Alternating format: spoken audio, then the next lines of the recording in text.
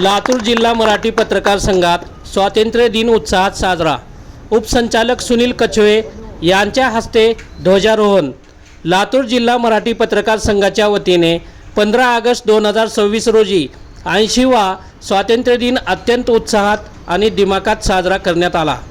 ध्वजारोहणाचा मुख्य कार्यक्रम शनिवारी सकाळी ठीक 8:40 पत्रकार संघ परिसरात संपन्न झाला।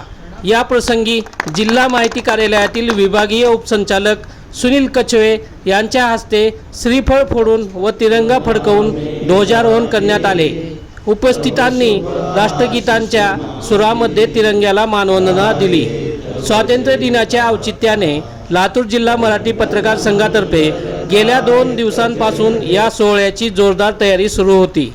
कार्यक्रमास लातूर जिल्ह्यातील मराठी पत्रकार संघाचे पदाधिकारी, सदस्य आणि जिल्ह्यातील अनेक ज्येष्ठ व तरुण पत्रकार मोठ्या संख्येने उपस्थित होते।